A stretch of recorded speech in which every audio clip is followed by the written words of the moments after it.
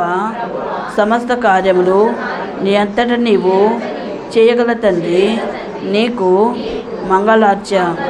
ఎవరును నీకు సలహా ఇవ్వనక్కరలేదు, అన్నీయు నీ ఇష్ట ప్రకారమే చేయగలవు. నీ మీద ఆధారపడి నాలోని స్వతంత్రతను బట్టి నా కార్యములు చేసుకొనగల స్థితి అనుగ్రహించినావు గనుక నేను స్వతంత్రముగా నిన్ను కొనియాడుచు మంగళార్చ పాడుచున్నాము. ఆమేన్. ఓ త్రియేక దేవుడవైన తండ్రి, సాతానును ఎదిరించవలని నీ వాక్య గ్రంథంలో వ్రాయించినావు. ఇదిగో ఇప్పుడే ఈ సన్నిధానమందు వాటిని ఎదిరించుతున్నాము. బాధ్యత వలన సైతానుకు వేదన నిస్సత్తువ కలిగించుము. బాధ్యత వలన నీకు మహిమ, సంగమునకు జయము కలిగించుము. ఓ సాతాన, ఒకరిట్లు ప్రార్థించినారు, దేవా, మనుషులలో ఎవరిని నరకంలోనికి వెళ్ళనీయకము. సైతాన, ఇప్పుడైనా మారు మనసు పొందుదువా? శోధించుటకు ఇక నీకు మనుషులు దొరకలేరు. ఆమె సైతాను క్రియలకు సర్వనాశనము, సైతాను క్రియలకు సర్వనాశనము. నీ తలంపులకెల్లా నెరవేర్పు నిజము. నీ తలంపులకెల్లా నెరవేర్పు నిజము.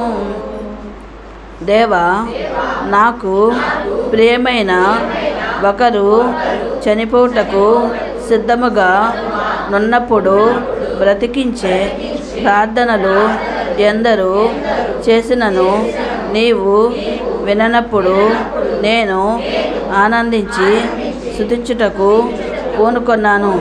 దేవా, నా చేతిలో పైసా అయినను లేనప్పుడు నీవు నన్ను చూచి రేపు పేదలకు సంతర్పణ చాటించమని చెప్పినెడల అట్లు చేయుటకు పూనుకొన్నాను. ఆమె ఉన్నానా ప్రేమని సన్నిధానముననే నిన్నాడు దారాబోయన్. నన్ను నీవానిగా నాదాగై కొనోమపుడు చెన్నోగా నీ వశమై స్థిరముగానుండేదా. తనువు నాదిదిగోగై కొనుమియో ప్రభువాని పనికి ప్రతిష్ఠింపుమి.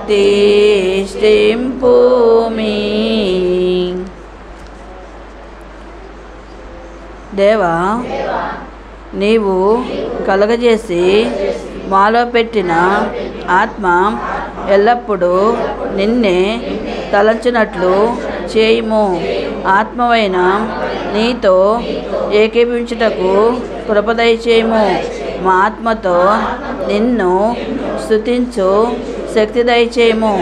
మా ఆత్మ నీ యొద్దకు వచ్చు వరకు రక్షణను గురించియు రాకడను గురించియు స్తుతించు ధోరణి దయచేదువని నమ్మి నీకు కృతజ్ఞత స్తోత్రములు చెల్లించుచున్నాము. ఆమె ప్రతివాని మతికి రాకడ ధ్వని వినిపించు మోరాజాక్షితి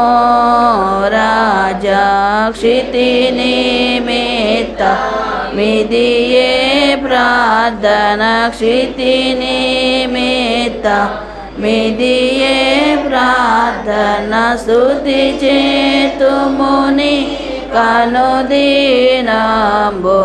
స్తుతి చేతుముని కనుదీనంబును త్వరగా రానున్నా యేసు త్వరగానే రమ్ము తండ్రి. దేవుడు మీ ఎదుట ఉన్నారని అనుకొని నమస్కారము చేయండి. ఇది మొదటి మెట్టు. ఇక ప్రార్థించండి. దేవా, నా పాపములు క్షమించుము. నాకు తెలిసిన ఏ పొరపాటులోనూ పడకుండా నన్ను కాపాడము. దేవా, నా శక్తి కొలది చెడుగును విసర్జించును. నా తలంపులో కానీ, నా చూపులో కానీ, నా వినటలో కానీ, నా మాటలో కానీ, నా ప్రయత్నంలో కానీ, నా క్రియల్లో కానీ ఏ దుర్బుద్ధి చేరకుండా జాగ్రత్తగా ఉందును. దేవా, నా శరీరమును, నా ప్రాణమును, నా ఆత్మను, నా జ్ఞానమును, నా మనస్సాక్షిని, నా ఇంటిని, నాకు కలిగి ఉన్న సమస్తమును కాపుదల నిమిత్తమై నీ వశము చేయుచున్నాను. సృష్టికర్తమైన దేవా, నీవు ఆది అంతము లేనివాడవు. అంత గొప్ప దేవుడవు అయినప్పటికీ నువ్వు మా తండ్రివి. మా ప్రార్థనలు విందువు కనుక నీకు వందనములు. నువ్వు జీవము గలవాడవు, ప్రేమ గలవాడవు, న్యాయం గలవాడు, శక్తి గలవాడవు, పాపము లేని పరిశుద్ధత గలవాడవు. నీవంతటను ఉన్నావు, నా దగ్గర కూడా ఉన్నావు కనుక నీకు వందనములు. నీలో ఉన్న ఈ మంచి గుణములు నాలో కూడా పెట్టినావు కనుక వందనములు. దేవా తండ్రి, నాకు కలిగిన ఎన్నో కష్టములు తీసివేసినావు కనుక వందనములు. కష్టములు తొలగించుట మాత్రమే కాక ఎన్నో ఉపకారములు చేసినావు కనుక వందనము. నేను నిన్ను ప్రార్థించినను ప్రార్థించకపోయినను కాపాడినావు కనుక నీకు వందనములు. దేవా ప్రభువా, నేను నిన్ను కోరినను కోరకపోయినను అనేక మేళ్ళు చేసినావు గనుక వందనములు. దయగల తండ్రి, నాకేమవసరమో అవి దయచేయము. పోషణ, ఆరోగ్యము దయచేయము. దేవా, నీవే నా తండ్రివి, నా పోషకుడవు, నా వైద్యుడవు, నాకు విద్యాబుద్ధులు నేర్పుదేవుడవు. నేను ఎల్లప్పుడూ నీయందు భక్తి నిలుపగల శక్తిని అనుగ్రహించము. సమస్తమును అనుగ్రహింపగల సమర్థుడవు. నన్ను మాత్రమే కాక నీవు కలుగజేసిన సమస్తమును దీవించుము. మనుషులందరినీ రక్షించము. నేను నమ్మిన వారందరినీ మోక్షంలోనికి చేర్చుకొనుము. నమ్మని వారికి జ్ఞానం నేర్పుము. నమ్మిక కలిగించు వారిని కూడా మోక్షంలోనికి చేర్చుకొనుము. దేవా, నాకు మనుష్య రూపంతో దర్శనంలో కానీ స్వప్నంలో కానీ కనబడము. నాతో మాట్లాడు. నేను నిన్ను ఏమైనా అడిగిన యెడల జవాబు చెప్పును. ఆమె మరణాత.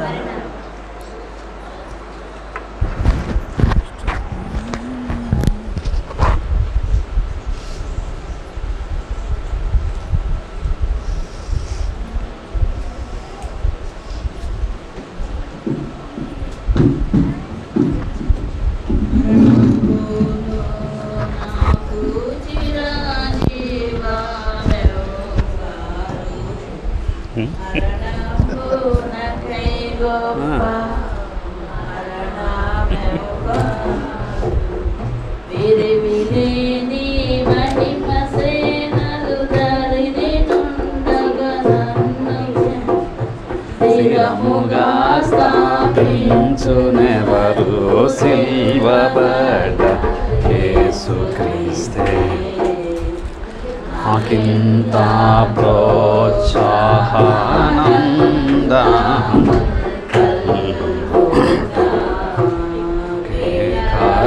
కర్తగణమైన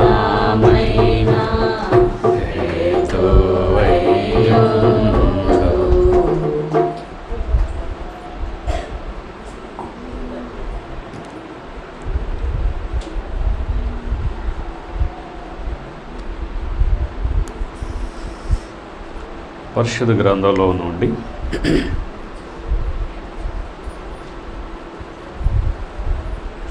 కీర్తనల గ్రంథము 116వ కీర్తన.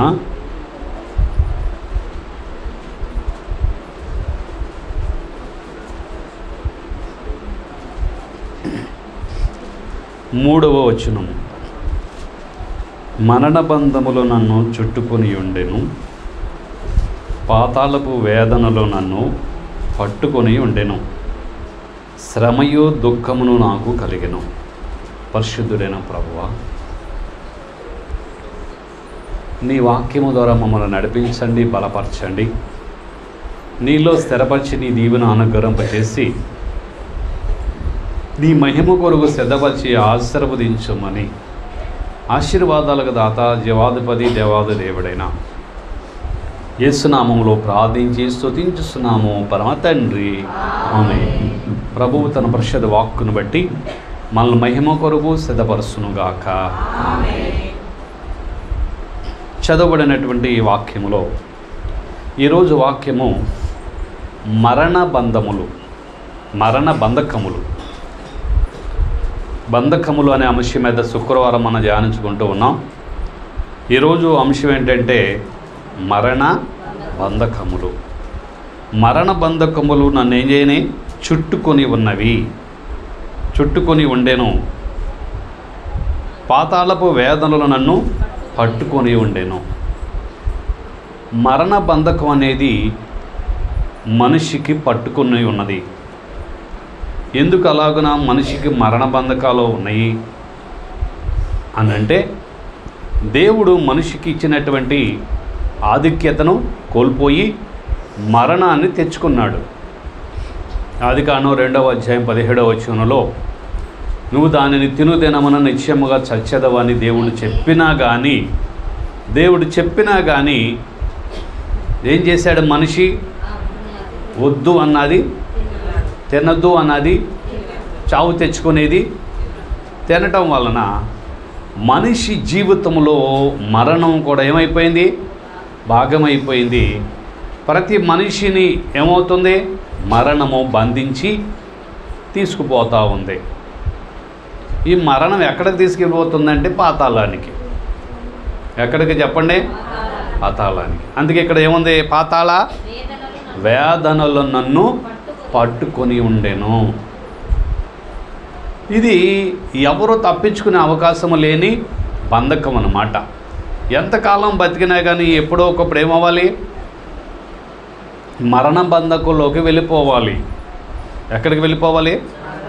మరణ బంధకుల్లోకి వెళ్ళిపోవాలి. మనిషి జీవితం అలాగున ముడిపడి ఉన్నది. లోకంలో కూడా ఒక సామెత, పుట్టినవాడు గిట్టక తప్పదు అని. అందుకే సొలొమోను కూడా మరి రాసినటువంటి ప్రసంగి గ్రంథంలో 7వ అధ్యాయంలో ఒక మాట చెప్పాడు.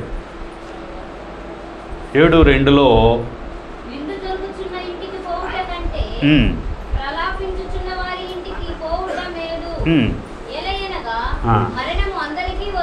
మరణం అందరికీ వచ్చును,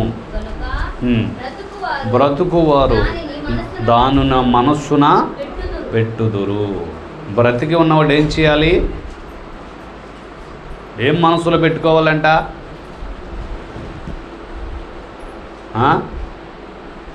బ్రతికున్న వాళ్ళు ఏం మనసులో పెట్టుకు బతకాలి?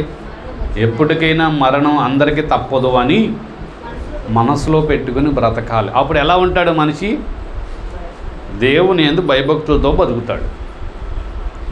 ఎప్పటికైనా ఈ జీవితం వదిలేయాలి, ఈ శరీరం వదిలేయాలి అని తెలిసినప్పుడు మనం ఎక్కువగా ఏం మీద ఆధారపడకూడదంటే శరీరాన్ని అనుసరించి నడవకుండా శరీరాన్ని ఎంత మటుకో అంత మటుకు పెట్టుకుని మనలో ఉన్న ఈ ప్రాణాన్ని మరణం తర్వాత ఏం చేయాలనే దాని గురించి ఆలోచన చేస్తాడు మనిషి.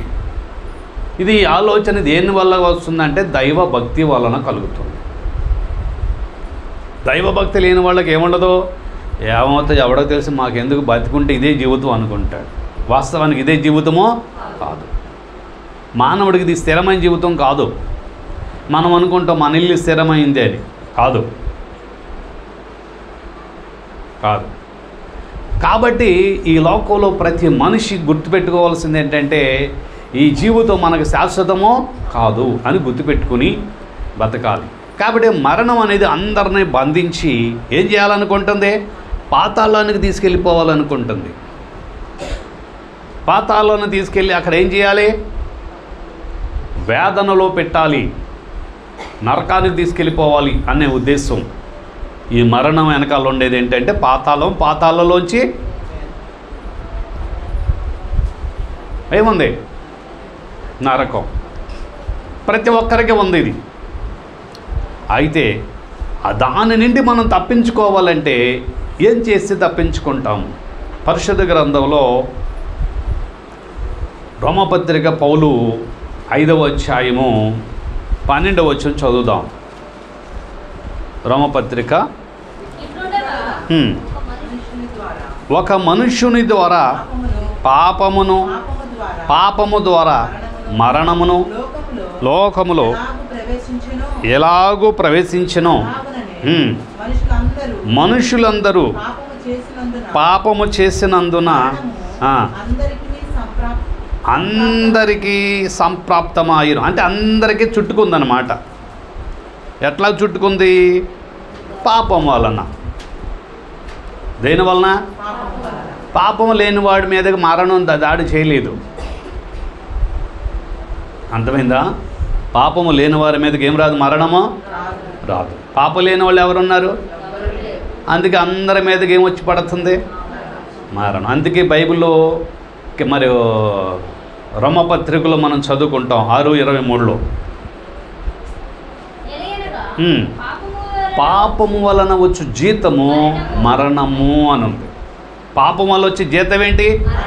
మరణం. మనం ఏ పని చేసినా దేం కావాలో మనకి? ఊరికినే ఎవడన్నా చేస్తాడా? ఎవరు ఊరికినే ఏ పని చేయరు, అవునా కాదా? జీతం కోసం చేస్తాం. అలాగే పాపం బట్టి కూడా ఏమొస్తుంది? మరణమే జీతం అంట పాపం చేసినోడికి. అయితే ఈ పాపం చేసిన వ్యక్తికి మరణం జీతం. కానీ అయితే తర్వాత ఏముందో తెలుసా? అక్కడ దేవుని కృపావరము మన ప్రభు అయిన క్రీస్తు యేసునందు నిత్య జీవము. యేసుక్రీస్తులో ఉన్న వారికి ఏమొస్తుంది? నిత్య జీవము. ఒక్కని వెళ్ళన అందరికీ ఎలాగో పాపము ద్వారా మరణం ఎలాగో సంప్రాప్తమైనదో ఆ తర్వాత ఏమైంది? ఏలయనగా ధర్మశాస్త్రము వచ్చినదో గనుక పాపము లోకములో ఉండెను, కానీ ధర్మశాస్త్రము లేనప్పుడు పాపము ఆరోపింపబడదు. అయినను ఆదాము చేసిన అతిక్రమమును జోలి పాపము చేయని వారి మీద కూడా ఆదాము మొదలుకొని మోషే వరకు మరణము ఎలెను.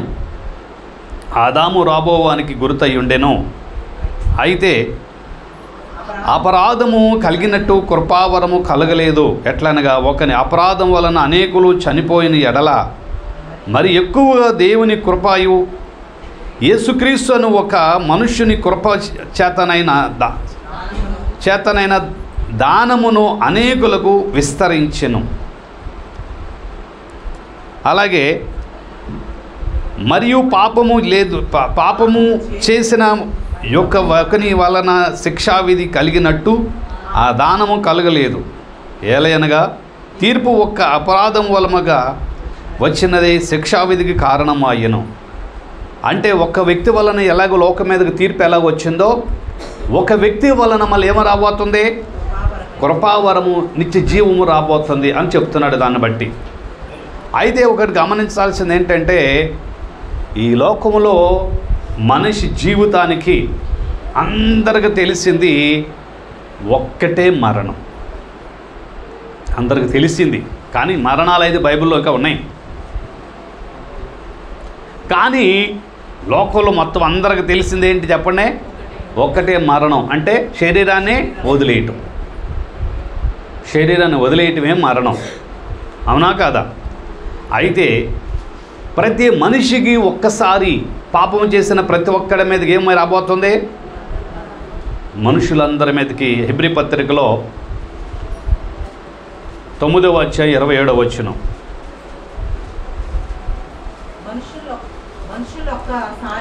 మనుషులు ఒక్కసారే మృతి పొందవలనని నియమింపబడెను. ఆ తర్వాత ఏం కలుగుతుంది? తీర్పు జరుగును. ఏం తీర్పు జరుగుతుంది? నువ్వేం చేసావో దానికి బతికున్నప్పుడు నువ్వు చేసిన పనులను బట్టి నీకు తీర్పు కలుగుతుంది. అర్థమైందా? మనుషులందరికీ ఒక్కసారే మరణం వస్తుంది. చచ్చిపోయిన తర్వాత భక్తి చేయాలంటే కుదరదు. కుదురుద్ది అంటారా? కుదరదు. చచ్చిపోయిన తర్వాత భక్తి చేయడానికి ఎక్కడ అవకాశం ఉంటుంది? కుదరదు. ఇక కఠినమైపోయింది మానవుల జీవితం. భక్తి చేయలేము, ఇంకా భ్రష్టుడు అయిపోతాడు. అవునా కదా? అయితే గమనించాల్సింది ఏంటంటే, భక్తి చేయాలన్నా, చెడును మానివేయాలన్నా ఎప్పుడు చేయాలి? బ్రతికున్నప్పుడే, చావుకు ముందే చేయాలి మారు మనసు అనేది. చెడ్డ జీవితాన్ని వదిలేయాలి. వదిలేస్తే తీర్పులో ఏమవుతుంది? మనం నిత్య జీవులకు వెళ్ళటానికి అవకాశం దొరుకుతుంది. చెడును విడిచిపెట్టి ప్రభువును వెంబడిస్తే. అయితే గమనించండి, మీకు ఒక చిన్న, యేసుక్రీస్తు ప్రభువారు మరణాన్ని ఎలా తప్పిస్తాడు? ఇక్కడ రాయబడింది అంటే, ఒక్కని వలన ఏమొచ్చింది? అందరికీ పాపము. పాపం అందరికి ఉంది కాబట్టి అందరికీ మరణం వచ్చేస్తుంది. అవునా కదా?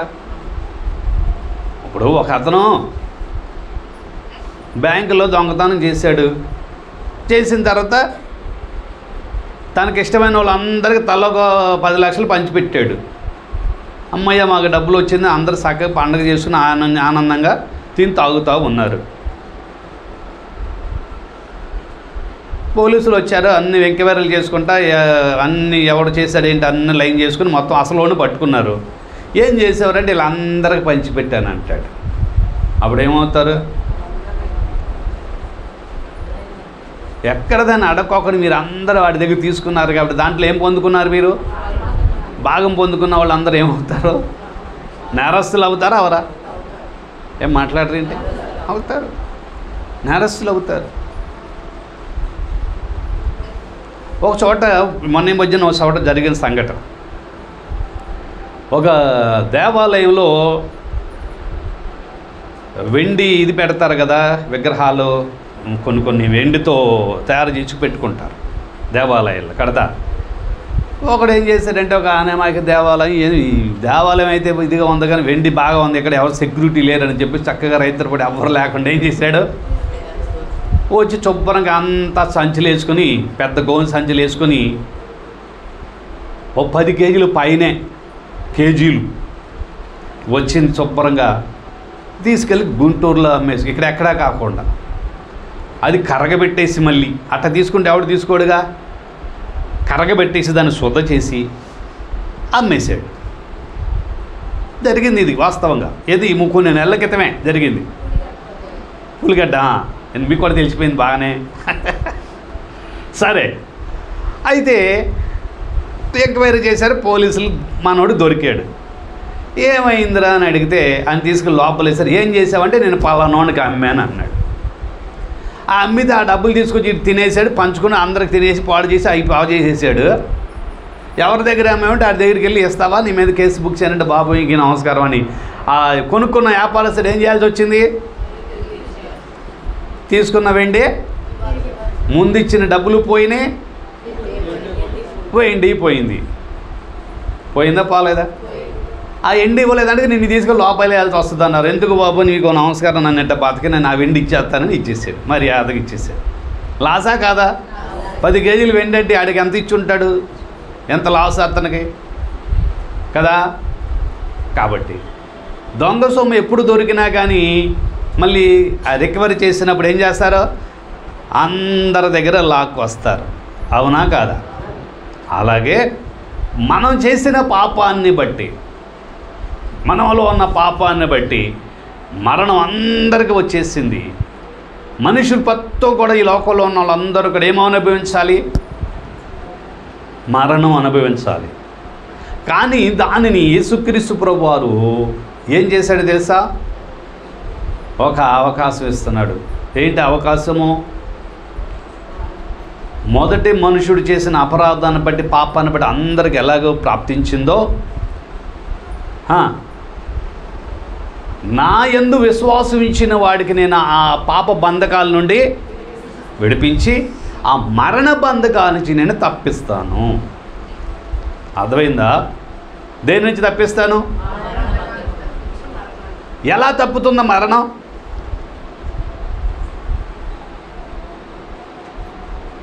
మరణం ఎలా తప్పుతుంది?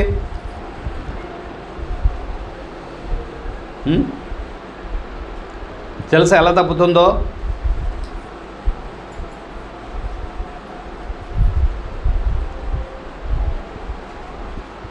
పరిశుద్ధ గ్రంథంలో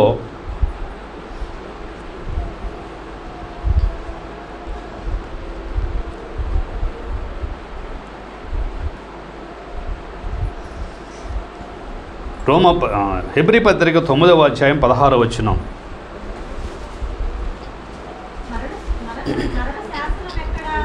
మరణ శాసనము ఎక్కడ ఉండునో,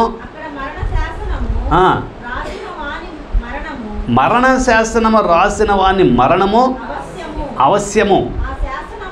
ఆ శాసనమును రాసినవాడు మరణం పొందితేనే అది చెల్లును.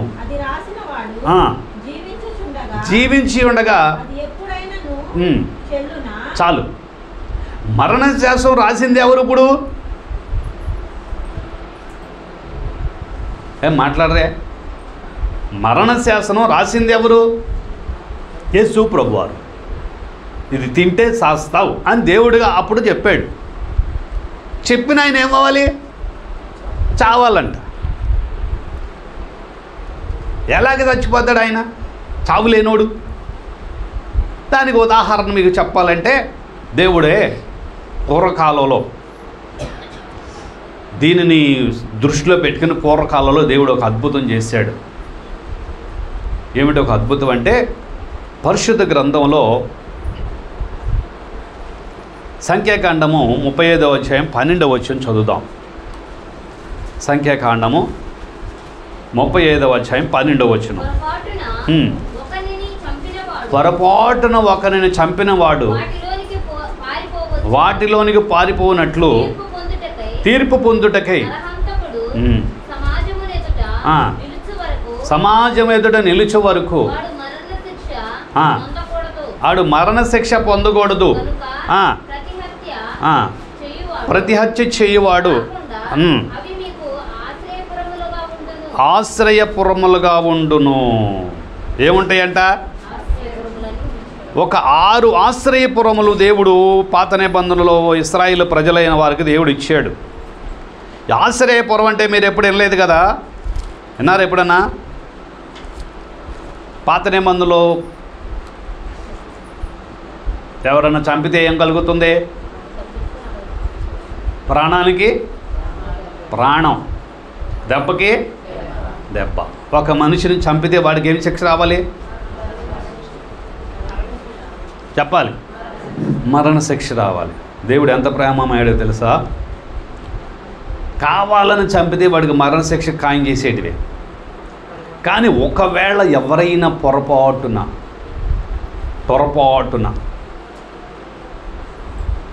చంపాలనుకోకుండా చంపేశాడు అనుకో, చంపాలనుకోకుండా చంపేస్తాడా?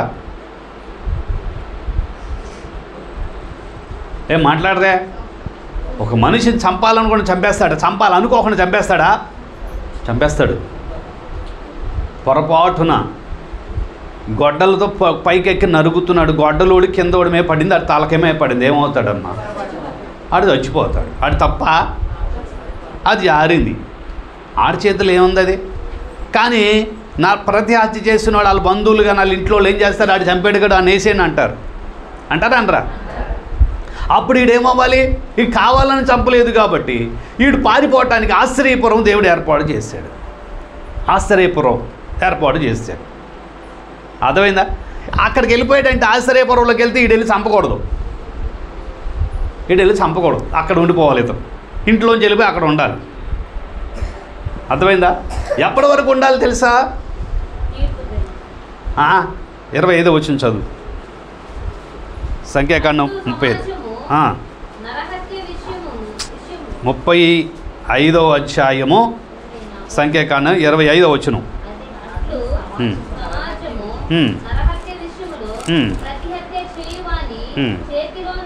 ఆ నరహంతకుని విడిపింపవలెను. అప్పుడు సమాజము వాడు పారిపోయిన ఆశ్రయపురమునకు వారిని మరలా పంపవలెను. వాడు పరిశుద్ధ తైలముతో అభిషేకించబడిన ప్రధాన యాజకుడు మృతి పొందే వరకు అక్కడనే నివసింపవలెను. ప్రధాన యాజకుడు ఏమవ్వాలి?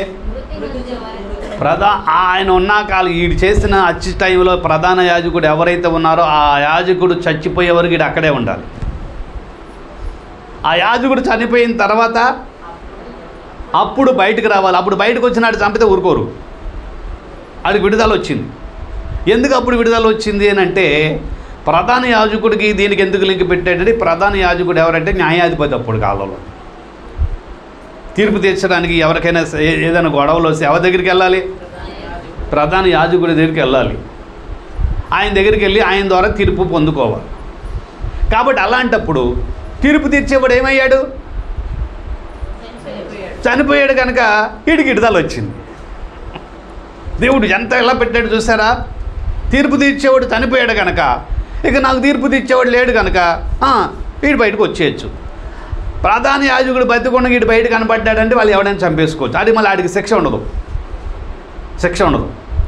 కానీ ఆ ప్రధాన యాజకుడు బతికున్నంతకాలం వీడు లోపల ఆశ్రయపురంలోనే ఉండాలి.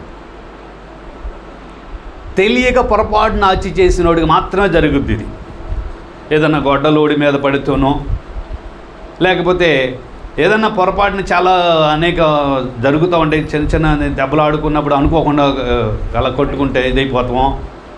ఏదైనా వెళ్తే పొరపాటున ఏదన్నా ఏదో అనేకమైన ఉంటాయి కదా, యాక్సిడెంట్ వలన ఇలా చిన్న అనేక కావాలని చేసినవి ఉండకుండా ఉంటాయి కదా. అలా ఏది చేసినా పొరపాటును చేస్తే మాత్రం మర్చి చేస్తే అతను శిక్ష లేకుండా ఆశ్చర్యపురంలో ఉండేటట్టుగా ప్రధాన యాజకుడు బతికున్నంత కాలం అక్కడే ఉండాలన్నమాట. ప్రధాన యాజకుడు చనిపోయిన తర్వాత అప్పుడు విడుదల వస్తుంది. అందుకే తీర్పు తీర్చోడు లేడు కనుక బయటకు వచ్చేయచ్చు. అలా దేవుడు ఏం చేశాడు? 6 ఆశ్చర్యపురాలు పెట్టాడు. 6 ఎందుకు పెట్టాడంటే, దూరం అయితే ఈడు వెళ్ళేటోడు ఎవడో ఒకటి వేసేస్తాడని దగ్గరలో ఉండటం కోసం. ఎన్ని పెట్టాడు? 6 పెట్టాడు. దేవుడు ఎంత ప్రేమమయ్యాడో చూడండి. దాన్ని సాదృశ్యం చేసుకుని ఏనండి, ఇప్పుడు మరణ శాసనం రాసిన వాడు ఎవరు అంటే దేవుడు, యేసయ్య. ప్రజలందరికీ తీర్పు తీర్చేది ఎవరయ్యా అంటే యేసయ్య. ప్రజలందరికీ పాపం చేసిన వాళ్ళందరికీ తీర్పు తీర్చేది ఎవరు? ఇప్పుడు లోకమందరికీ సింహాసనం మీద కూర్చుని యేసయ్య తీర్పు తీర్చాలి. యేసయ్య తీర్పు తీర్చే వేడు వ్యక్తిగా ఉన్న ఆయన చనిపోయితే తప్ప మరణం పోదు. ఆయన మరణిస్తే అప్పుడు మరణం పోయింది. ఇదే లాజిక్ అర్థం అవ్వట్లేదా మీకు? చిన్న అర్థమయ్యేటట్టు చెప్తాను, కొంచెం అర్థమయ్యేటట్టు చెప్తాను. వీలునామా గురించి తెలుసా మీకు ఎవరికన్నా? ఆస్తులు ఉన్నవాళ్ళు పెద్దవాళ్ళు ఏం చేస్తారు? వీలునామా రాస్తారు. వీలునామా అంటే పెద్దోడికి ఎంత ఇవ్వాలి, ఈ పలానది పెద్దోడికి, చిన్నోడికి ఇది, అమ్మాయికి ఇది, పిల్లకి ఇది, తల్లికి ఇది అని ఎవరికి ఏది రాయాలనుకున్నాడో అది రాస్తాడు. అర్థమైందా? రాస్తాడా? రాసేసిన తర్వాత ఆయన చచ్చిపోయిన తర్వాత కుదరదు. ఆయన రాస్తే నేను తీసుకుంటానంటే కుదరదు. అక్కడ రాసింది ఆయన ఏదైతే ఇవ్వాలనుకున్నా అది నువ్వు తీసుకోవాల్సింది, లేకపోతే నీకు ఇంకా అదనంగా ఇస్తానికి అవకాశం కుదరదు. ఎందుకంటే రాసినోడు చచ్చిపోయాడు. ఆయనకి ఏమి ఇవ్వాలి రాస్తాడు అదే నువ్వు పొందుకోవాలి తప్ప అదనంగా ఇవ్వాలంటే నీకు ఇంక సీను. కానీ అతను బతికున్నాక వీలునామా మమ్మల్ని మార్చుకోవచ్చు. బతికే ఉన్నాడు అనుకో, ఏంటి పెద్దవాళ్ళకి ఎక్కువ ఇచ్చి చిన్నోడు తక్కువ ఇస్తున్నావేంటి, చిన్నోడు కొడుకు పెంచు, అమ్మాయికి అసలు ఇవ్వా కొంత ఇవ్వు అని ఏం చేయొచ్చు? వీలునామాని మళ్ళీ చింపేసి మళ్ళీ కొత్తది రాసుకోవచ్చు. రాసినోడు చచ్చిపోతే ఇంకెక్కడ రాయటం ఎక్కడ కుదిరితే ఇక లేదు, అది శాసనం అయిపోద్ది. అది తీసుకెళ్ళి కోర్టులో పెట్టినా రిజిస్టర్ ఆఫీసులో పెట్టినా కానీ అదే శాసనం వాస్తవం అవుతుంది. అలాగే ఇప్పుడు మరణ శాసనం రాసింది ఎవరంటే యేసు ప్రభు. మరణ శాసనం రాసింది ఎవరో? యేసు ప్రభు. పాపం చేస్తే చస్తావు అని పెట్టాడు. చస్తావు అని పెట్టినటువంటి ఆ నిబంధనని చచ్చే వాళ్ళందరికీ, చచ్చిన వాళ్ళందరికీ తీర్పు తీర్చేది ఎవరంటే ఆయనే. ఇప్పుడు ఈ మరణ శాసనం రద్దు చేయాలంటే ఏం చేయాలి? ఇప్పుడు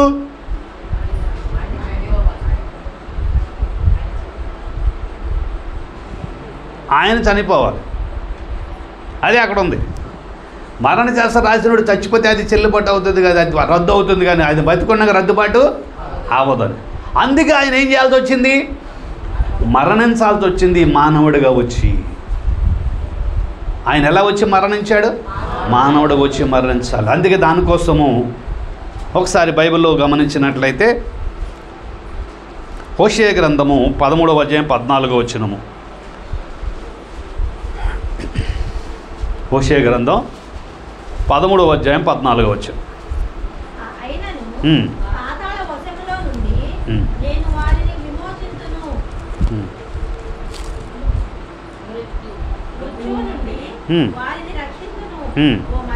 ఓ మరణమా నీ విజయం ఎక్కడ?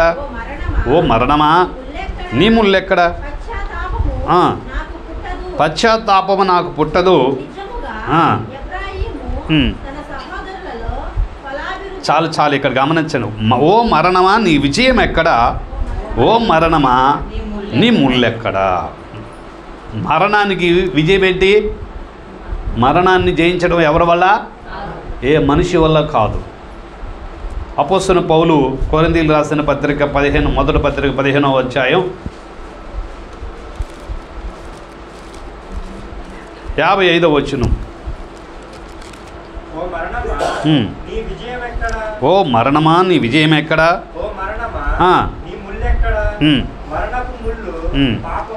మరణపు ముళ్ళేంటి? పాపము. పాపమనుకున్న బలము ధర్మశాస్త్రమే. పాపమనుకున్న బలం ఏంటి? ధర్మశాస్త్రమే. అయితే ధర్మశాస్త్రాన్ని ఏం చేయాలి? ఇప్పుడు పాపానికి బలం ఎందుకు ఇచ్చింది ధర్మశాస్త్రం? ఎందుకు ఇచ్చిందంటే నువ్వు తప్పు చేస్తే చేస్తావు అని ధర్మశాస్త్రం ఏం చెప్పింది? శాసనం ఉంది, రాయబడింది. ఎవడు నేరం చేస్తే వాడు అనుభవించాల్సింది శిక్ష అనుభవించాలి. ఇది ధర్మశాస్త్రం ప్రకారంగా. మరణానికి ధర్మశాస్త్రం ఏమైంది? ఇప్పుడు తోడైంది, బలమైంది. అందుకే ఈ ధర్మశాస్త్రాన్ని బట్టి మరణానికి ఏమేమి వచ్చింది? మరింత బలం వచ్చింది, మరింత బలం వచ్చింది. ఇంకా నాకు అక్కడ పక్కన ధర్మశాస్త్రం ఉంది కనుక ఎవడు తప్పు చేస్తే వాడి మీదగా మరణమే అని మరణం వెళ్తుంది. కానీ అదే యేసుక్రీస్తు ప్రభువు దేవుడు మానవుడిగా లోకానికి వచ్చి ఏం చేశాడో తెలుసా? ఒక పక్కన ధర్మశాస్త్రాన్ని మేరకూడదు, ఒక పక్కన ఏం చేయకూడదు? మరణాన్ని లోకం మీదకి రానివ్వకూడదు. అప్పుడు ఏం చేశాడు ఆయన? ధర్మశాస్త్రం ఆయన మేరకూడదు, మరణాన్ని లోకం మీదకి రానివ్వకూడదు. ఈ రెండూ రానివ్వకుండా ఉండాలని ఏం చేయాలంటే ధర్మశాస్త్రానుసారంగా ఆయన శిక్ష అనుభవించాల్సి వచ్చింది. మరణం రాకుండా ఉండటానికేమో మరణించాల్సి వచ్చింది. అందుకే మన అయ్యగారు రాసిన పాటలో చాలా అద్భుతమైన మరణంబును నాకు చిరజీవమెవ్వారు, మరణంబు నాకై గొప్ప మరణమెవ్వారు. చూసారా? మన మరణములో చిరజీవము ఆయన, మరణంలోకెల్లా గొప్ప మరణము ఆయనది. ఎందుకు అయింది గొప్ప మరణం అయింది అనంటే, ఆయన మరణం గొప్పది ఎందుకు అయిందంటే అందరికీ మరణం లేకుండా చేయటానికి ఆయన మరణించాడు. అర్థమైంది మీకు? ఇప్పుడు లోకంలో ఉన్న ఎవరికి ఏమి రాకూడదు? మరణం రాకుండా ఉండాలి. మరణ బంధకంలో ఉన్న వాళ్ళు అందరిని విడిపించాలంటే ధర్మశాస్త్రం ఏం చేస్తుంది? ఇదేంటి నువ్వు ఎట్లా కుదురుతుంది? వాళ్ళు చేశారు తప్పు, శిక్ష అనుభవించాలి. అయితే శిక్ష కదా అనుభవించాల్సింది. ధర్మశాస్త్రానికి కావాల్సింది ఏంటంటే ఇప్పుడు ఒక కేసు ఫైల్ చేసామంటే పోలీసు వాళ్ళు ఆ కేసు కొట్టేయాలని ఏమవ్వాలి? నేరస్తుడికి శిక్ష పడితే తప్ప కేసు ఫైల్ ముగించరు. అర్థమైందా? శిక్ష పడితే ఎస్ శిక్ష పడింది కాబట్టి మా పని అయిపోయిందని ఎదురుకు వచ్చేస్తారు. శిక్ష పడిందా లేదా? ధర్మశాస్త్రానికి కావాల్సింది శిక్ష. ధర్మశాస్త్ర ప్రకారం శిక్ష అనుభవించాలి, శ్రమ అనుభవించాలి. ఓకే, వీళ్ళ బదులు వాళ్ళందరూ శిక్ష పడాలి, అంతే కదా? ఓకే, నిన్ను నేను అనుసరిస్తాను అని ధర్మశాస్త్ర ప్రకారం ఏం చేశాడు ఆయన? శిక్ష అనుభవించడానికి ఆయన ముందుకు వచ్చాడు. ఇప్పుడు ఆ మరణం ఏం అనుభవించాలి? ధర్మశాస్త్రం ఏమనిపిస్తుంది? పాపానికి వచ్చే జీతం మరణం కాబట్టి మరణం అనుభవించాలి. ఆయన ఏమవ్వాల్సి వచ్చింది? మరణ శిక్షలోకి వెళ్ళిపోయాడు. మరణ శిక్షలోకి వెళ్ళాడు కనుక మరణం ఏమనుకుంటుందంటే అందరితో బయట కూడా చచ్చిపోయాడు అనుకుంటుంది. కానీ మరణపు ముళ్ళు విరిచేశాడు. మరణపు ముళ్ళేంటి? పాపము. మరణపు ముళ్ళేంటి? ఆ పాపాన్ని ఏం చేశాడు? పరిహారం చేసి ఇక తన దగ్గరకు వచ్చిన వాళ్ళకి ఏమీ లేకుండా ఆ యేసయ్య నందు విశ్వాసం ఉంచిన వాళ్ళందరికీ ఏముండదు ఇప్పుడు? చెప్పాలి ఇప్పుడు. మరణ బంధకాలు ఉండవు. మనందరం మరణ బంధకాలను విడిపించడానికి ఆయన ఎక్కడికి వెళ్ళాల్సి వచ్చింది? మరణ బంధకాల్లోకి వెళ్ళాల్సి వచ్చింది. ఆయన మరణ బంధకాల్లోకి వెళ్ళి ఆ బంధకాల్లోకి వెళ్ళిన తర్వాత ఆయన మీద ఉన్న వాళ్ళు, ఆయన నమ్మిన వాళ్ళందరికీ ఏమొచ్చేసింది? విడుదల ఇచ్చేసాడు. ఒక ఆదాము వాళ్ళందరికీ ఎలాగైతే విడుదల పాపం అంటిందో అదే రకంగా యేసయ్య ద్వారా పరిశుద్ధుడిగా ఆయన అనుభవించాడు. కాబట్టి నేరస్తులు లేకుండా, పాపం లేకుండా ఆయన ధర్మశాస్త్రాన్ని అనుసరించి అందరి పాపం తన మీద వేసుకుని ఆ పాపం ముళ్ళు విరిచేసి పాపానికి వచ్చే జీతం మరణాన్ని అనుభవించడం ద్వారా మరణ ముళ్ళు ఏమైపోయింది? విరవబడి అందరి బదులు ఏమై అనుభవించాడు? మరణం అనుభవించాడు. ఆ మరణం అనుభవించాడు కనుక అందరికీ ఏం లేకుండా చేశాడు? చెప్పాలి. అందరికీ మరణము లేదు, ఆయన నమ్మిన వారికి పాపము లేదు. అర్థమైందా? ఆయన నమ్మిన వారికి పాపము లేదు, ఆయన దగ్గరకు వచ్చి విశ్వసించిన వాళ్ళకి మరణము లేదు. అందుకే ఆయన యేసుప్రభు అన్నాడు, ఒకసారి గమనిద్దాం. పరిశుద్ధ గ్రంథంలో యోహాను సువార్త 11:25 యోహాను సువార్త 11:25 పునరుద్ధానమును జీవమును నేనే, నా యందు విశ్వాసముంచినవాడు, నా యందు విశ్వాసం ఉంచినవాడు ఏమవుతాడంట? చనిపోయినా బ్రతుకును. బ్రతికి నా యందు విశ్వాసం ఉంచు ప్రతి వాడును ఎన్నటికి చనిపోడు. చూసారా? చనిపోయినాడు విశ్వాసం ఉంచితేనేమో మళ్ళీ బతికే అవకాశం ఇస్తున్నాడు. బతికి విశ్వాసం ఉంచిన వాడికి ఇంకా చనిపోకుండా అవకాశాన్ని ఇస్తాడు. ఎందుకు అలా అవకాశం ఇస్తున్నాడంటే ఆయన దేనికి విడిపించాడు కనుక పాప భారాన్ని, అందరి పాప భారాన్ని ఎవరి మీద వేసుకున్నాడు కాబట్టి, ఆయన మీద వేసుకున్నాడు కాబట్టి అందరికి బదులుగా ఆయన మరణించడం ద్వారా ఆయన మరణ బంధకాలకు అందరి బదులుగా వెళ్ళాడు. అందరికి బదులు శిక్ష అనుభవించి ఆ మరణ శిక్ష ద్వారా ఆయనకి ఏమొచ్చింది? ఇప్పుడు ఆయనకి శిక్ష మరణం, ఆయన నమ్మిన వారికి నిత్య జీవము. ఏంటి చెప్పండి? నిత్య జీవము. ఇప్పుడు ఇందాక చెప్పించేవాడికి ఒకసారి వెళ్దాం. నిత్య జీవం అంటే ఏంటో ఇందాక ఆశ్చర్యపూర్వం చెప్పానా లేదా? ఆశ్చర్యపూర్వంలో ఎవరుంటారని చెప్పాను?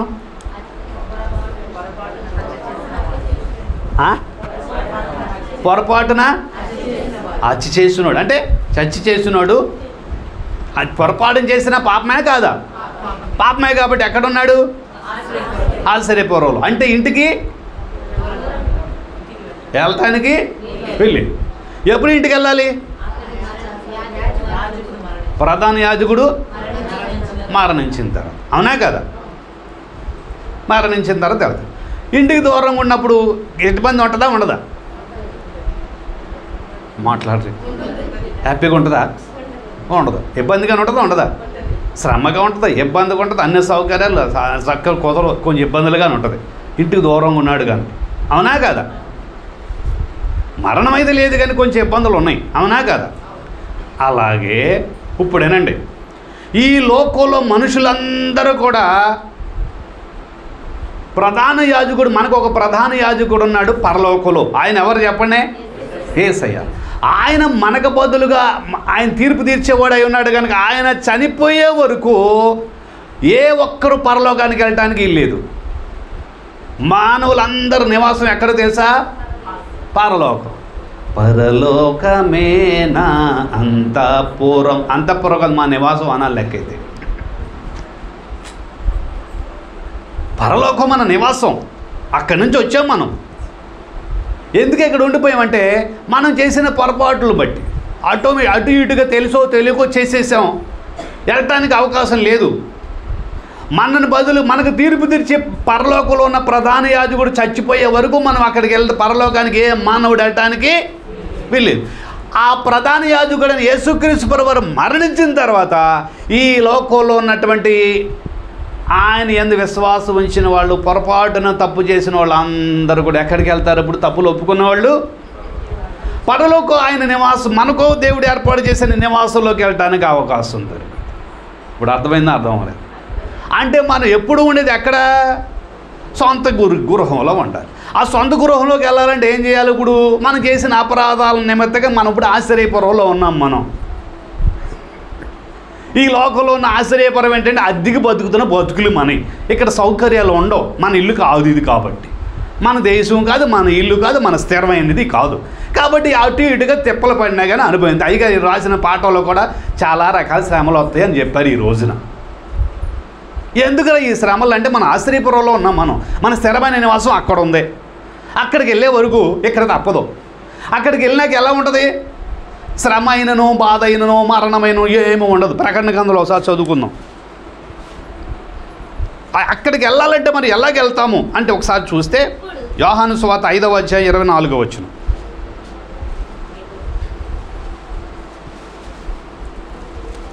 యోహాను సువార్త 5:24, ప్రకటన గ్రంథం 21:4. నా మాట విని నన్ను పంపిన వాని యందు విశ్వాసముంచువాడు నిత్య జీవము గలవాడు, వాడు తీర్పులోనికి రాక. అది ఎక్కడి నుంచి ఎక్కడ దాటేస్తాడు? మరణములో నుండి దాటుతాడు. ఎలా దాటుతాడంటే ప్రభువుని నమ్మటాన్ని బట్టి. యేసయ్యను నమ్మాం కనుక ఆయన నమ్మి మన పాపాలు ఒప్పుకున్నందువలన మనం తీర్పులోనికి రాకుండా మరణములో నుండి ఎక్కడికి దాటేస్తాం? జీవులోని. అప్పుడు మనం చనిపోయినట్టు కాదు. ఎక్కడికి వెళ్ళిపోతాం? మన సొంత గృహానికి వెళ్ళిపోతాం. మన సొంత గృహం ఎక్కడుంది? మీ పాతాళంలో ఉందా? నాకు మాత్రం పరలోకం. ఎక్కడ ఉండాలి మనకే? పరలోకంలో ఉంది. పరలోకంలో సొంత గృహంలోకి మనం వెళ్ళాలంటే ఇక్కడ ఏం చేయాలి? ఆయన మాట నమ్మి ఏం చేయాలి? ఆయన ఏందు అమ్మా విశ్వాసం ఉంచాలి. ఆయన ఏందు విశ్వాసం ఉంచిన ఎడల అప్పుడు మనం తీర్పులోనికి రాకుండా, ఎందుకంటే తీర్పు తీర్చి ఆయన మన కోసం చచ్చిపోయాడు కాబట్టి ఇక ఈ ఆశ్రయపురాన్ని విడిచిపెట్టి మన టైం అయిపోగానే ఎక్కడికి వెళ్ళిపోతాం? మన సొంత గృహానికి మనం వెళ్ళిపోతానికి అవకాశం ఉంది. ఆయన యందు విశ్వాసం ఉంచితేనే తప్ప లేదు మళ్ళీ అవకాశం. అక్కడికి వెళ్ళామంటే ఇక ఏమున్నది అక్కడ? ప్రకటన గ్రంథం 21:4.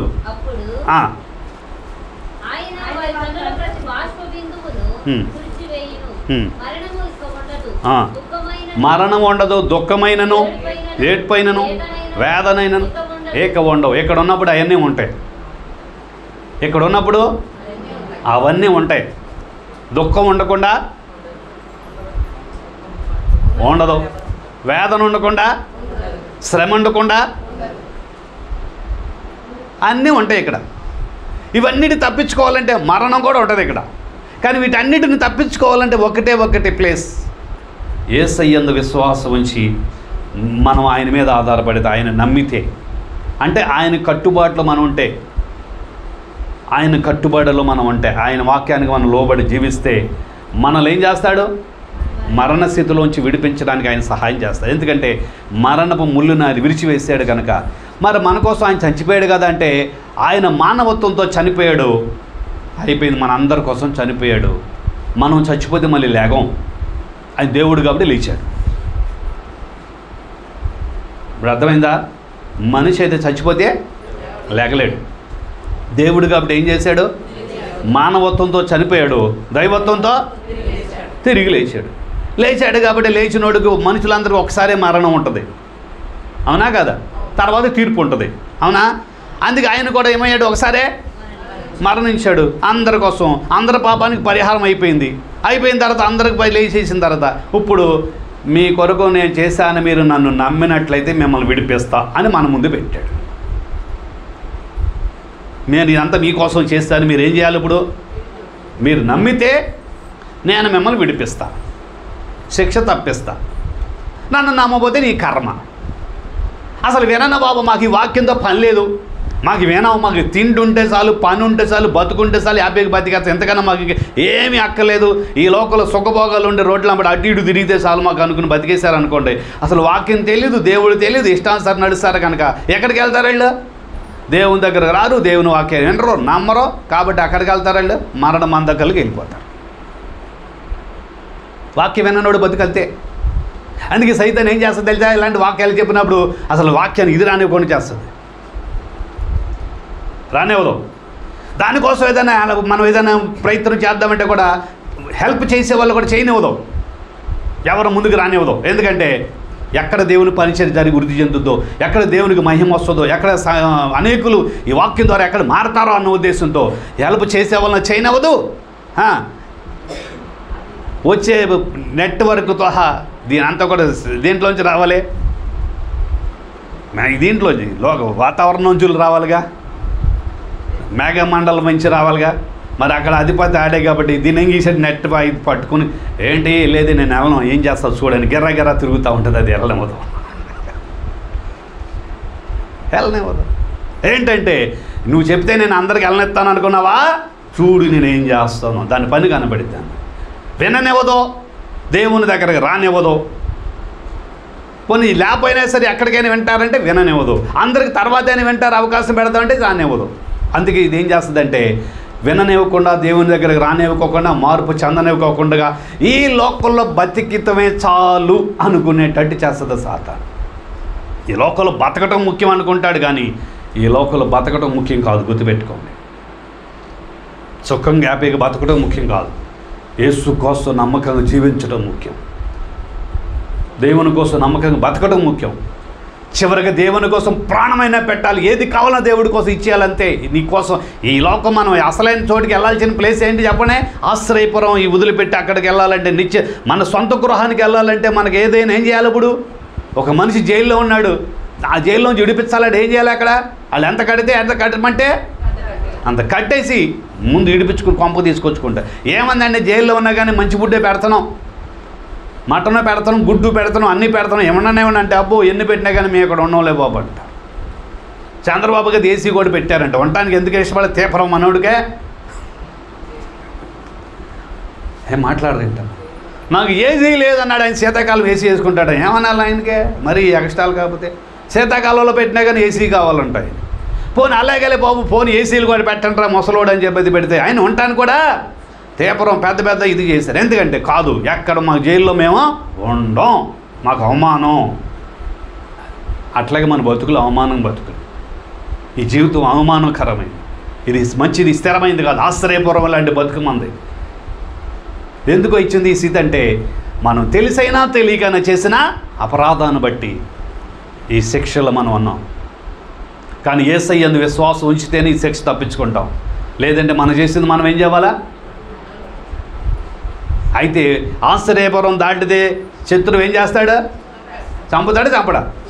అలాగే ఈ ఆశ్రయపురం అంటే దేవుని సన్నిధిలో ఉన్నంతసేపు నువ్వు ఇలాగైనా సురక్షితంగా ఉంటావు. ఈ ఆశ్రయపురం దాటావనుకో, సాతానుగాడు నీ శత్రువు కనుక ఎక్కడ దొరికితే అక్కడ కుమ్మేస్తాడు. కావాలా? మీ ఇష్టం, గుర్తుపెట్టుకోండి. ఆశ్రయపురంలో ఉన్నంత మాత్రాన అన్ని సౌకర్యాలు ఉండవు.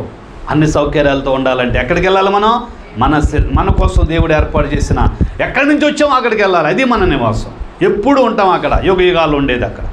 ఆ నివాసంలోకి వెళ్ళే వరకు మనం ఇక్కడ ఆశ్రయపురంలో ఉంటాం. అక్కడికి వెళ్ళాలంటే మన ఇంటికి మనం వెళ్తానికి అది మరణం కాదు, కానీ దాన్ని ఏమంటారు చెప్పండి? సరికొత్త జీవనము, నూతన జీవములోకి వెళ్తాము, నిత్య జీవములోకి వెళతాము. అది ఈ నిత్య జీవంలోకి వెళ్ళటానికి వెళ్ళే వ్యక్తికి సంతోషమే. ఉండేవాళ్ళు ఎడుతారేమో కానీ వెళ్ళేవాడికి మాత్రమే హ్యాపీ. పరలోకానికి వెళ్తే, పాతాళానికి వెళ్తే మాత్రం అది తప్పదు, నేను ఆయనకి చెప్పేదే లేదు. కానీ వాళ్ళకి వీళ్ళకి ఇద్దరికి ఉంటుంది వేదన. కానీ పరలోకానికి వెళ్ళిన వ్యక్తికి మాత్రం ఏముండదు, బాధ, వేదన, నా శ్రమ, ఇరుకు, ఇబ్బంది ఏముండదు, అన్నీ తప్పించుకుని హ్యాపీగా ఉంటాడన్నమాట.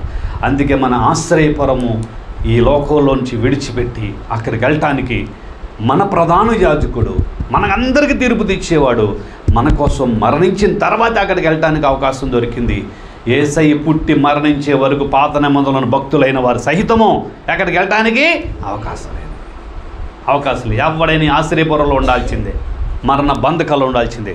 అప్పుడు ఆ మరణపు ముళ్ళు విరిచి అందరి కోసం ఆయన మరణించిన తర్వాత, అందుకే మరణములో చిరజీవాన్ని మనకిచ్చాడు. మనకేమొచ్చాడు చెప్పండి?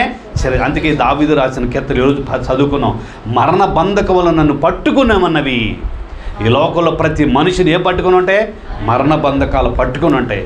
ఆ బంధకాల నుంచి విడిపించుకుని మనం వెళ్ళాలంటే మనం చేయలేం. కానీ ఎవరు చేస్తారో మనల్ని ఆ మరణ బంధకాల నుంచి విడిపించి మనం ఎక్కడ తీసుకెళ్తాడు? నిత్య జీవములోనికి, మన నివాసంలోకి తీసుకెళ్తాడు. ఆ నివాసంలోకి మనం వెళ్ళాలంటే ఆయన ఏది చెప్తే అది చేయాలి. ఆయన కొరకు ఎదురు చూడాలి. ఆయన చెప్పింది మనం నమ్మాలి.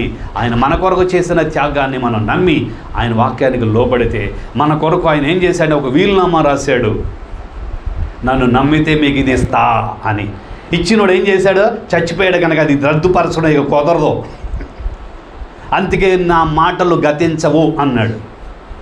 రాసినోడు చనిపోయాడు కనుక ఆయన రాసిన బైబిల్ గ్రంథం, వీలునామా అనే ఈ బైబిల్ గ్రంథం ఏమి ఇస్తాను అనేది ఏం చేశాడు? రాసి చనిపోయాడు కనుక ఆయన చెప్పిన రాసిన గ్రంథం భూమి ఆకాశాలు గతించిపోయిన అదేమవుతుంది? ఇంకా గతించదు. మన కోసం వీలునామా రాసి ఆయన చనిపోయాడు.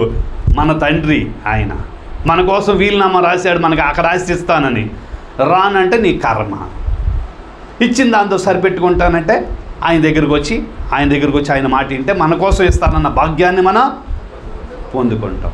అక్కడికి మనం వెళ్ళి మనకు ఇవ్వాలంటే రాసిన ఆయన చచ్చిపోకుండా అది చెల్లుబాటు అవ్వదు. అందుకే మన కోసం ఆయన మరణించి మనకు అవన్నీ తెచ్చిపెట్టినప్పుడు ఆయన ఎడల మనం ఎలాగుండాలి చెప్పండి? ఇప్పుడు ఎంత వినయం ఉండాలి, ఎంత విధేయత ఉండాలి. ఆయన చెప్పినట్టుగా ఎలా నడుచుకోవాలి. ఆయన కొరకు దేనిని ఆయన ఇవ్వటానికి ఇష్టపడాలి. అందుకే నా శరీరాన్ని ఆయన ఇవ్వటానికి నేను ఇష్టమే అన్నారు భక్తులు. మనమైనా అలా ఉండాలి.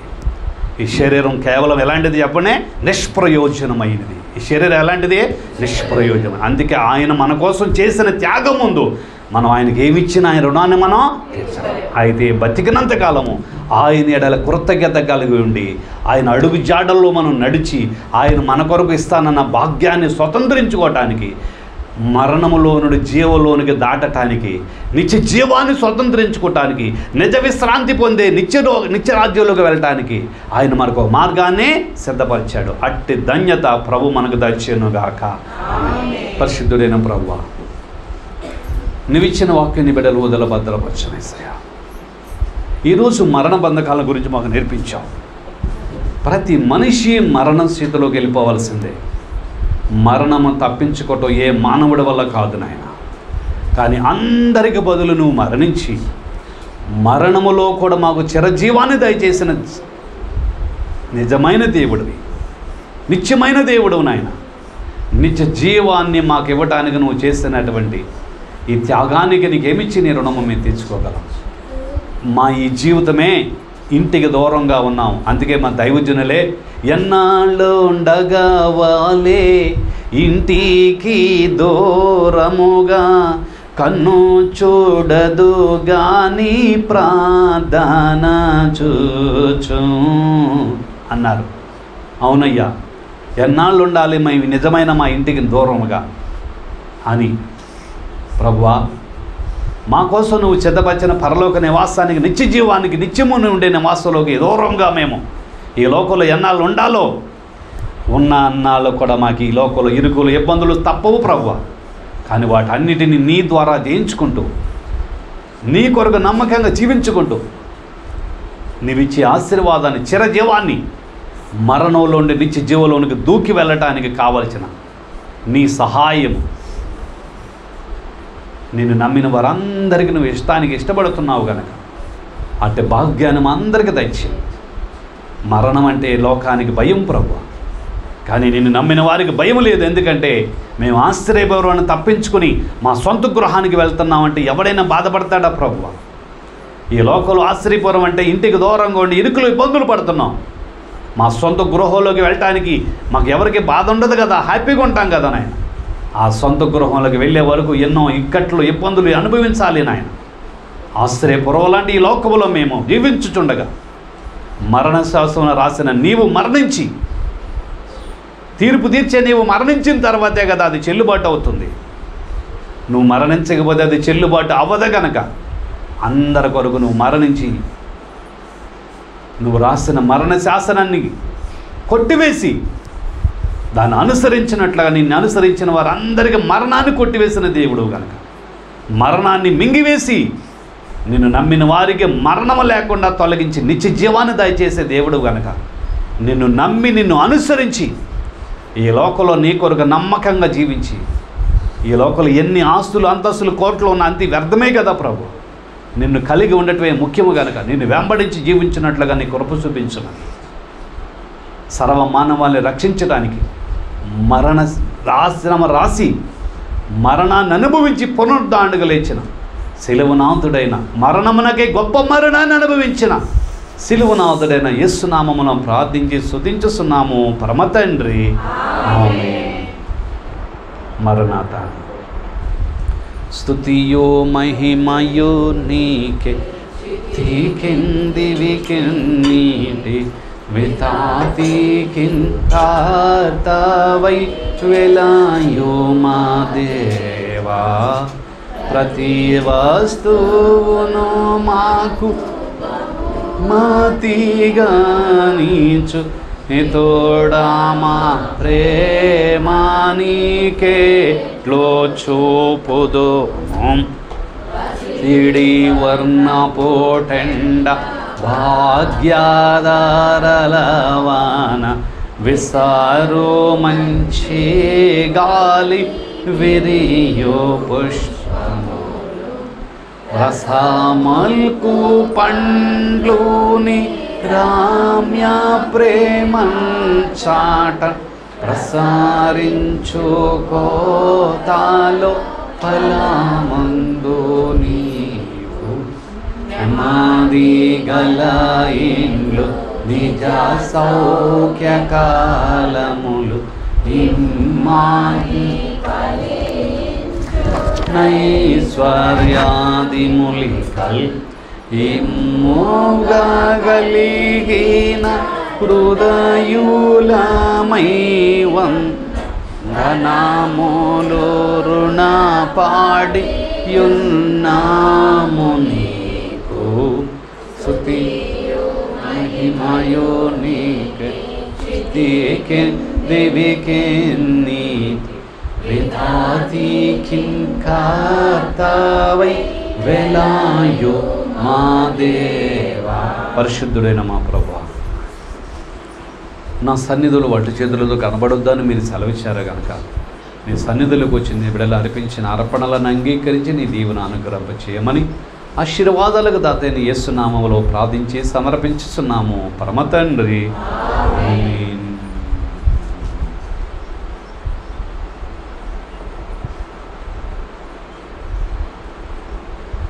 నా రుణము తీర్చిన నా దేవా నా ప్రభువా నీ రుణము తీర్చగలనా నా రుణము తీర్చిన నా దేవా నా ప్రభువా నీ రుణము తీర్చగలనా నీవు నా ఋషివై బోధించి నా బదులు చనిపోయి నా వాణి మరువగలనా నీవు నా ఋషివై బోధించి నా బదులు చనిపోయి నా వాణి మరువగలనా. అవును ప్రభువా, నా ఋషిగా నువ్వు బోధించి నా బదులు నువ్వు మరణించి నాకు మరణము లేకుండా చిరజీవాన్ని దయచేసిన దేవుడు నాయన. నీవు మా కోసం మరణించటం ద్వారా మరణాన్ని ఈజీగా తప్పించుకోగలుగుతున్నాడు నిన్ను నమ్మిన విశ్వాసి నాయన. నిన్ను నమ్మిన వారందరినీ విడిపించటానికి నీవే మరణించావంటే ఎవడు మరణిస్తాడు ప్రభా మా కోసము? మంచివాడి కోసం ఒకడు మరణించడానికి ఇష్టపడడే, పాపి కొరకు ఎవడిష్టపడతాడు? పోనయ్య వాడు చేసుకున్నది వాడు పడాలే అనుకుంటాడు కదా. నువ్వెంత ప్రేమమయుడివి.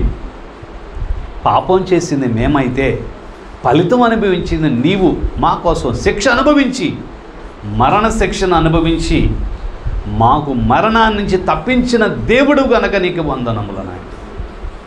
ఏమిచ్చి నీ రుణము మేము తీర్చగలమయ్యా? మరణాన్ని తప్పించడానికి ఎవడబలో ఒక ఉరి శిక్ష పడిన వాడిని తప్పించి వాడికి బదులు మరొకడు ఉరి అనుభవిస్తాడా ప్రభువా? తప్పు చేశాడు కనుక వాడు అనుభవించాడని అందరూ సంతోషిస్తారు. వాడు చావలసిందే ప్రజలందరూ ధర్నాలు చేస్తారు కదా. ఉరి శిక్ష అనుభవించే వ్యక్తికి జీవాన్ని ప్రసాదించిన దేవుడు నాయన. చేసిన పాపాలకి మేము అనుభవించవలసిన శిక్షలన్నీ నమా నిమిత్తముగా నా కొరకు నువ్వు సిలువలో భరించిన, నా బదులు చనిపోయావని మరువగలనా? ఒళ్ళంతా రక్తము ముళ్ళ కిరీటము తలపై పెట్టిరి సోదరా. ఒళ్ళంతా రక్తము ముళ్ళ కిరీటము తలపై పెట్టిరి సోదరా. ఒకడు బళ్ళంబోతో పొడవా నీలో రక్తమోగారే శిలులాయెను. నీ ముళ్ళంతా చిల్లులే కదా ప్రభువా. చిన్న ముళ్ళు గుచ్చుకుంటే తట్టుకోలేమే మా బ్రతుకులకి. ఒళ్ళంతా చిల్లులే కదా. ఎక్కడ చూసినా రక్తము స్రవిస్తూ ఉన్నది. రక్తపు ముద్దలా మారిపోయి మా కొరకు నువ్వు శ్రమ అనుభవించి, అవును నాయన, ఎండాచే గాయములు మండుచునుండేను. అబ్బా, గాయములతో వచ్చే బాధతో పాటు ఎండలో వచ్చే ఆ మంట, చిన్న గాయము తగిలితే ఎండ ఎంత మంట పడుతుందో మాకు తెలుసయ్యా. అలాంటిది వాళ్ళంతా రక్తపు చిల్లులో పడి నీవు అనుభవిస్తున్న వేదన, నిండు వేదన సోదరా. ఎంత వేదన, నిండు వేదన. మా వేదన స్వల్ప వేదన కూడా తట్టుకోలేమే. మా కొరకు నువ్వు నిండు వేదనను అనుభవించిన దేవుడు నాయన. ఎంత ప్రేమగా మా కోసం చేసినందుకు ఏమి ఇవ్వగలమయ్యా నీ కోసం? మా ప్రాణం ఇస్తే మాత్రం నేను రుణం తీరుద్దా ప్రభువా? ఏమిచ్చి నీ రుణము మేము తీర్చగలమయ్యా? ఏమి ఆశించి మా కొరకు ఎంత శ్రమ అనుభవించావు ప్రభువా? అవును నాయనా, నిన్ను నమ్మిన వారందరినీ శిక్షలోంచి తప్పించడానికి మా శిక్షలు అందరిది ఒక్కడి మీద పడితే ఎంత భారము, తట్టుకోలేని భారము కదా. నిందలు, అవమానములు, అవును నాయన, వాళ్ళంతా గాయములు రక్తముతో నిండుతున్నప్పుడు ఎండ బాధ, నిండు వేదన అనుభవించావని నీ గ్రంథములో నీ గురించి రాయించిన దేవుడు అయ్యా. ఎంత శ్రమ, ఎంత బాధ.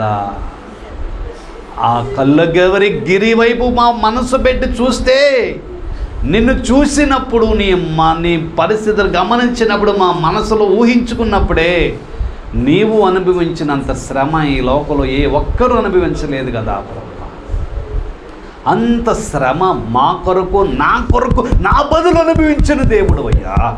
నా శిక్షను అనుభవించిన దేవుడు గనక నాకు విడుదలనిచ్చావు.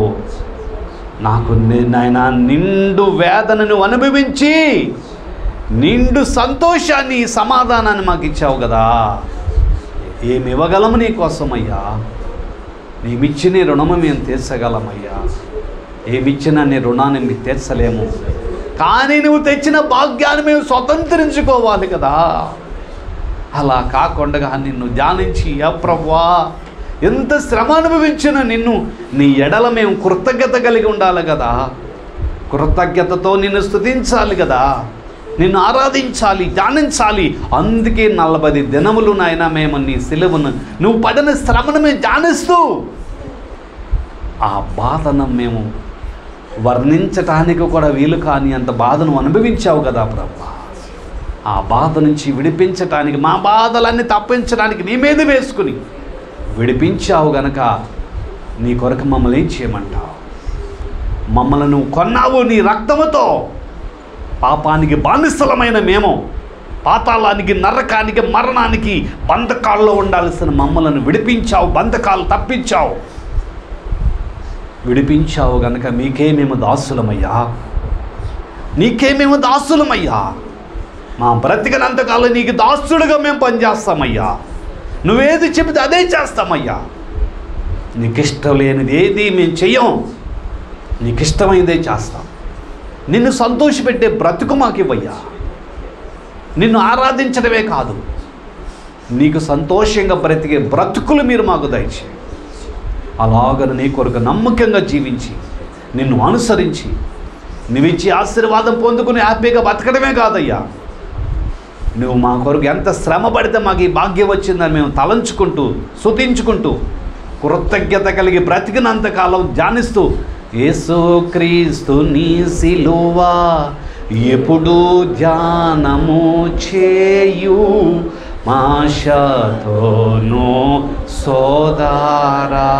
అవును, ఆశతో నీ శ్రమ ద్వారా మాకు భయంకరమైనటువంటి దుస్థితిని విడిపించి మాకు ఆశీర్వాదాలు తెచ్చిపెట్టావు కనుక ఆశీర్వాదాలు వస్తాయని ఆశించి మా జీవితాన్ని మార్చుకొని నువ్వు మా కొరకు సిలువలో తెచ్చిన ఆశీర్వాదాలను స్వాతంత్రించుకునే ఆశతో ధ్యానించే బ్రతుకులు మీరు మాకు దయచేసి మా జీవితాలు మార్చుకుని నీకు మహిమకరంగా జీవించే బ్రతుకులు ఇచ్చి నీ మహిమ రాజ్యానికి వారసత్వాన్ని పొందుకునే ధాన్యత మీరు ఇచ్చి దీవించమని, మా జీవితానికి కావలసిన ఆశీర్వాదాలన్నీ నువ్వు సిద్ధపరిచావు కనుక నీ నీతిని, నీ రాజ్యాన్ని వెంబడించి నీ కొరకు ఫలించే బ్రతుకులు ఇచ్చి మహిమ పొందమని ఆశీర్వాదాలకు దాతైన సిలువనాథుడైన యేసు నామములో ప్రార్థించి స్తుతించుస్తున్నాము పరమ తండ్రి. ఆమేన్. మరణాత. ప్రార్థన చేద్దాం. తండ్రి కుమార పరిశుద్ధాత్మ రేక దేవుని ఆశీర్వాదం శ్రద్ధలు చేయను గాక. ఆమేన్.